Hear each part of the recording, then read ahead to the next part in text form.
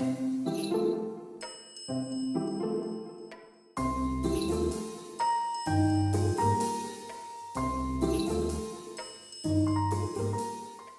je me considère comme un passager dans l'époque, passager du siècle, quelque chose comme Qui ça. propose des mots, Voilà, qui vend ses mots.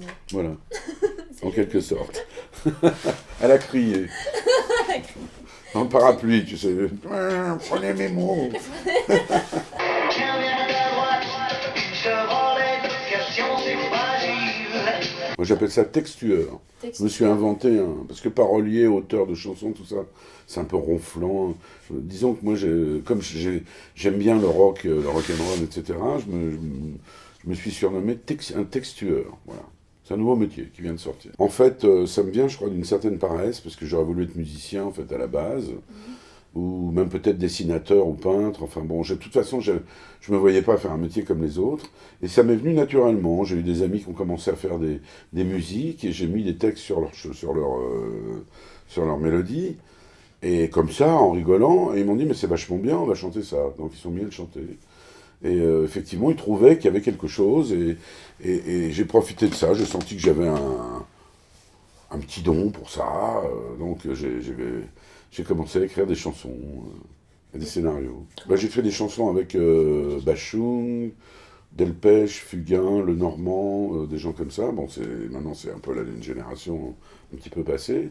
Mais voilà, j'ai écrit beaucoup de chansons, certaines pour des chanteurs un petit peu renommés, quoi. C'est un enchaînement De d'événements, parce rencontres. que c'était quand même dans les années, on va dire, 60, entre 70 et 80. Et en fait, c'était beaucoup plus facile. Il y avait le métier de la chanson, le métier de ce qu'on appelle le showbiz, entre guillemets, était beaucoup plus facile que maintenant. Et un enchaînement des rencontres, c'est surtout les rencontres. C'est un métier où c'est surtout les rencontres. Il faut rencontrer les bonnes personnes au bon moment. J'écris maintenant pour des nouveaux, des gens plus jeunes, évidemment. Et puis j'ai envie d'être plus à l'origine de la carrière de quelqu'un, plutôt que de travailler avec des gens connus. Puis en plus, maintenant, c'est de plus en plus difficile de travailler avec des gens connus. Mais il faut le reconnaître, il faut être franc. Il y a une sorte de crise. Et puis bon, les générations arrivent, il y a les nouveaux, place aux jeunes, quoi. En vérité, je vous le dis, je vais profiter de la vie. Moi, j'aimais bien une chanson que j'ai écrite pour Delpech, qui s'appelle Le Roi de Rien.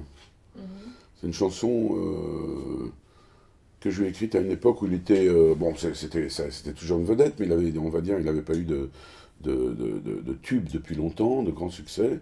Et il est remonté un peu avec cette chanson, qui n'a pas été un immense succès, mais qui était très belle.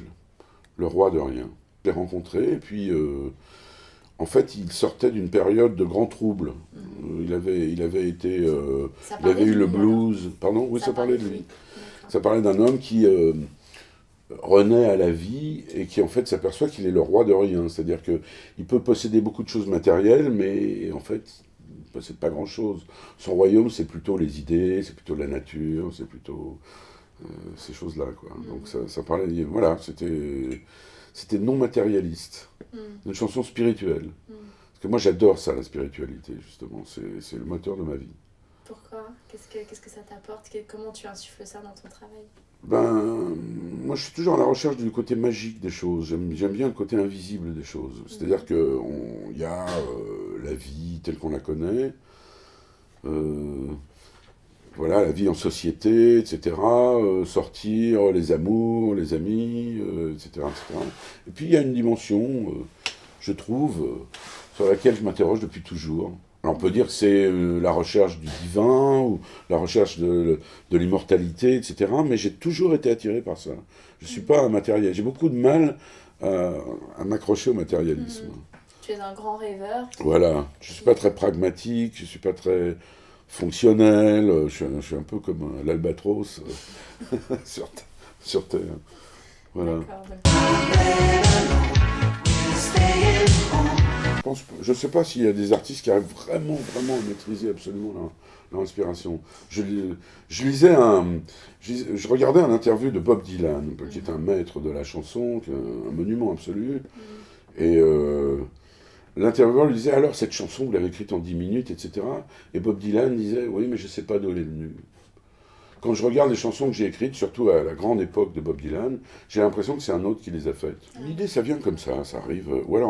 Mais en général, c'est inspiré par un personnage. Ouais. C'est-à-dire que je rencontre quelqu'un, bon, la personne chante, je suis charmé par sa voix, et puis d'un seul coup, je me dis, tiens, elle devrait peut-être parler de ça, elle devrait peut-être dire ça. Puis ça vient tout seul. Parce que les sujets, si tu veux, les sujets de chansons, c'est pas des gros sujets, genre on va parler de l'agriculture, on va parler de la voiture, on va parler de l'amour. Les grands sujets ont tous été traités. Le bon sujet pour une bonne chanson, c'est quelque chose d'assez subtil, d'assez fin. C'est la manière dont une rencontre s'est faite entre, je ne sais pas moi, une fabricante de poupées et un gros industriel. Enfin, c'est des situations particulières, c'est des situations comme dans les films. Parce que tout a été traité, l'amour, la mort, la guerre, tout ça, ça a déjà été traité 1000 fois dans les chansons. Et c'est vrai que la forme a de l'importance aussi. Il n'y a pas que le fond. Par exemple, si on regarde quelqu'un comme un maître de la chanson comme Gainsbourg, les thèmes n'étaient pas toujours... les thèmes étaient... Des fois, il prenait une petite facette de la vie, mais il le développait. La javanaise, par exemple. Ouais, je pense au poinçonneur aussi. Oui, ou le poinçonneur des lilas. Juste poinçonneur Voilà, quoi. un mec qui fait des trous dans les billets dans le métro, et il en fait une magnifique chanson. Ouais. Donc c'est la manière, la forme m'importe beaucoup, comme en poésie. Ouais. Un roman d'amour qui chiffonne. Je pense que la création, il faut se mettre dans une sorte d'état un peu particulier, un état de rêve éveillé, de choses comme ça. Et puis les choses arrivent, elles viennent, les mots, enfin en tout cas pour moi c'est comme ça. Mais je ne suis pas loin de penser que c'est la même chose pour un peintre. Voilà, j'ai un ami qui s'appelle Thierry Van Quickenborn d'ailleurs, et je me dis comment est-ce que l'inspiration vient le visiter. Je pense qu'il doit se mettre aussi un petit peu dans une bulle, puis d'un seul coup les images doivent arriver. Tu vois, tu te mets pas au boulot pour trouver une image, ou tu te mets pas au boulot pour trouver un poème. C'est une manière de se laisser flotter, et puis de laisser venir à soi les choses. Il y a un grand lâcher-prise mental alors. C'est ça. Ouais, c'est ça. Mais ce qui est bien, c'est quand, aussi bien en écriture qu'en peinture, en sculpture, ce qui est bien, c'est d'avoir un bagage technique quand même. Parce que si tu as des images, moi par exemple, j'ai des images, à mon avis, formidables, qui peuvent arriver dans la tête, dont j'adorerais faire un tableau. Mais je ne sais pas peindre. Donc je suis incapable de le faire. Alors j'ai cette image qui reste là, et je me dis, bon ben, Henri, t'es incapable de faire un tableau. Alors que par exemple, Thierry ou d'autres, évidemment, n'importe quel peintre, quand il a une image formidable qui arrive dans sa tête, il a la technique pour le faire. Donc il peut directement glisser sur la toile. C'est-à-dire que s'il n'y avait pas la création artistique, notamment l'écriture, j'aurais pas vraiment une véritable raison de vivre. C'est-à-dire que, ou alors je serais peut-être moine bouddhiste en ce moment sur l'Himalaya, simplement à observer le monde, en contemplation, parce qu'il y a un aspect contemplatif. Mais à partir du moment où on est dans la mécanique et dans le mouvement du monde, c'est intéressant de faire quelque chose, il faut participer à tout ça. Donc, les artistes participent à leur façon, comme les industriels, les boulangers, les professeurs, etc. On a chacun une fonction dans la société. La fonction d'artiste, elle est un peu mystérieuse. Oui, elle pose question. Voilà, elle est un peu plus mystérieuse que, par exemple, un boulanger. Tu goûtes son croissant, tu sais s'il est bon ou pas, ou moyen, etc. Là, c'est extrêmement subjectif. C'est-à-dire que moi, je me suis éveillé un peu avec les Beatles, avec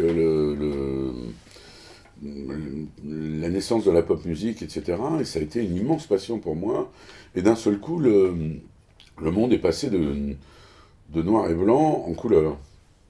D'un seul coup, C'était une révélation ? Ouais, ça a été une vraie révélation, effectivement. Quand j'ai vu et entendu les Beatles, parce que j'ai eu la chance de les voir sur scène en plus, j'avais 12 ans, à l'Olympia. Et donc, mais ça m'a vraiment électrisé. D'un seul coup, je me suis dit, waouh, ça vaut le coup de vivre. Ah ouais, c'est bizarre. Carrément. Ouais, avant j'étais dans un ronron, famille sympathique, etc. Mais un peu une parenté très sympa, mais je m'ennuyais énormément, quoi. Je me demandais ce que je foutais là, C'est vrai. en fait. Tu te posais déjà des questions Ouais, existentielles voilà, très voilà, jeunes, c'est en ça. fait. Ouais. Pendant toute une période, je me suis Qu'est-ce que demandé je fous là ? qu'est-ce que je fous là sur cette planète. Quel est mon rôle ? Qu'est-ce que je Voilà, vais faire voilà, qu'est-ce que je voilà. Je pense que c'est une question que qu'on peut se tout le monde poser. se pose, hein. Oui. Mais c'est plus ou moins aigu. Alors là, d'un seul coup, il y a eu cette explosion de musique. Et ces harmonies de voix extraordinaires, ces 4 mecs qui arrivaient avec leur kiff et qui électrisaient les foules, etc. Et je sais pas pourquoi, je me suis embarqué là-dedans. Je suis devenu vraiment un grand amateur de musique pop. Ça me tient jusqu'à maintenant. Aujourd'hui, j'ai un petit peu décroché avec la musique actuelle. Dans la joie du partage. Voilà. C'est beau, hein. Bah oui, absolument. Mais tu vois, tu fais de la poésie toi-même. Non, mais je me laisse inspirer par ton propos. C'est gentil. C'est gentil.